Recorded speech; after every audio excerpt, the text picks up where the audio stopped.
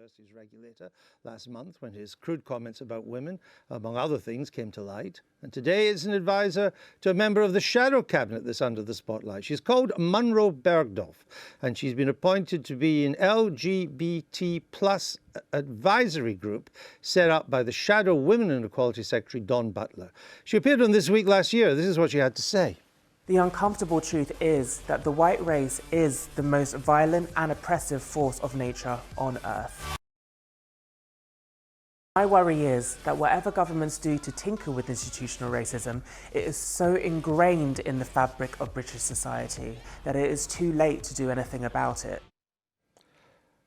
Barry Gardiner, are you comfortable with having someone who says that the white race is the most violent and oppressive force of nature on Earth? They certainly wouldn't have been words that I would have chosen, Andrew, but I think what the point that she was making in the clip that you've just shown was that there is institutional racism and that this is something that we as a society No, she went much tackle. further than institutional racism. She said that racism was basically endemic inside every white individual. Do you agree with that? No, I don't agree with that. So why is she advising your shadow secretary? Well, I think it's not an official post and it's not a paid post.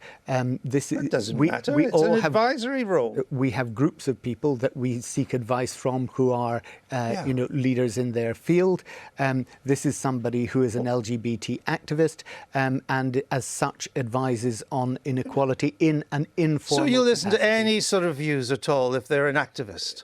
Well, what one I think has to do is one has to listen to a whole range of views. You don't necessarily agree with all of them, but what you do have to do, I think, if you're taking these issues seriously, is to understand why people express themselves in the way that they do. And that, in this case, I would certainly, if I had somebody saying those things to me in that role, I would be saying, well, look, what is it that you're getting at here? All right. What is it about What is it she's society getting at then that when she says that suffragettes were white supremacists?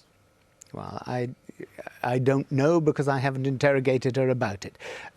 But certainly what I would say is that there is a clear question about the way in which racism is structural in our society, and I think that's the point that she appears to be trying to make. I mean, I've had the privilege not in a of way that I interviewing would her. do. Oh, well, there you are. But you may know better than I. But is it wise to listen to someone who is a product of middle-class privilege herself, to say that you can be homeless and still have white privilege? I think it's to confuse quite seriously issues of poverty, issues of racism, in trying to say that somebody who is homeless is I was always taught that racism was a smearing of a whole category of people. That you said all people of this particular colour or ethnic background or religion are like that, in a derogatory way. Aren't her descriptions of white people in themselves racist? She is painting everybody in the same terms, and that I think is always an unwise thing to do. No, she's not painting everybody. She's just painting white people. Well, yeah, indeed, all within the class that she's talking about. The entire white people's Yeah. entire existence is drenched in racism. Why did you interview her, Andrew? Why did you give her that prominence? Because This Week is a programme which likes to give people who may not get a view in the mainstream some views. But we didn't seek her advice, Barry Gardiner. Your party is seeking her advice. No, sorry. My party has said that there are a range of, and it's not my party. My colleague has got a group of people who she has asked their views from. To give it, no. I've been asked to be part of an advisory board for the Labour Party to advise the Shadow Secretary of State for Women and Equalities, Dawn Butler. These are Munro Bergdorf's own words. She believes that being asked by Dawn Butler, she is advising through this advisory board, through Dawn Butler, your party. Are you comfortable with that? The question is not what advice people give you. The question is what advice you take. And it's also trying to understand when people give you things that you think are totally wrong, understanding why they're saying what they're saying. Why would you seek advice of someone you think is totally wrong? What's the point of that? Surely you seek advice from people you think will have something to add to your policy formulation. In exactly the same way as you interviewed her in order to give an airing to the issues, it's important that people are able to express those issues and you're able to deal with the Should she continue to advise Dawn Butler? Well, that's a matter for Dawn because it's a private situation. You don't it's sound not very the comfortable Labour with Party. it. It's a matter for Dawn because it's not a Labour Party body that she is advising.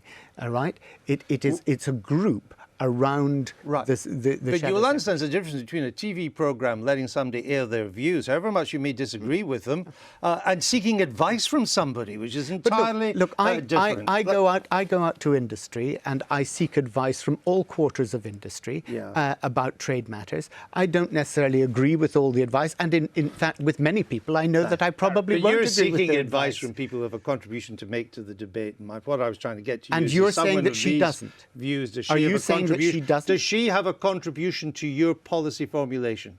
Are you saying she doesn't? No. I asked the questions. Does she have a legitimate contribution to your policy formulation? I think if she's raising issues about the structural racism in Well, we've society, been around they that. are serious issues. She thinks that we it's need more to than address. structural. She thinks it's endemic. She thinks it's in all of us. Well, there I would disagree.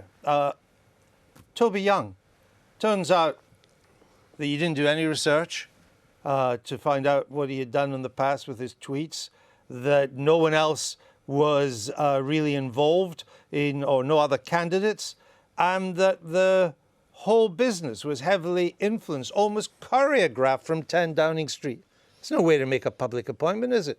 I'm not sure where you get quite all that information from, but From a new report that's come out. You've not read that either. But from Toby Young, when he was asked to be one of a number of people on a panel advising the Office of Students, he has subsequently resigned.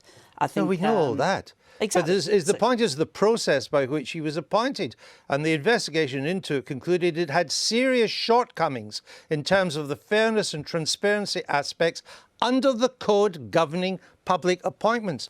Are you telling me that you've not seen this, that you didn't know this is what the official report says? I'm quite sure. Well, what I'm discussing is that Toby Young has gone. The report is out. The government will take You didn't learnings. even know that?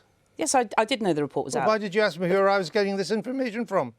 Well, I'm not sure that it's a case that there was a number of people appointed to the panel. But nevertheless, the government will take some learnings from that. All right. I think the challenge, to some extent, though, thinking of Monroe, is it was quite public that she had been asked to... all right, I'm sorry, Barry Gardiner's not... We don't have time for him to comment on Toby Young, so you don't get to comment on Monroe Bergdorf. We will make America great again.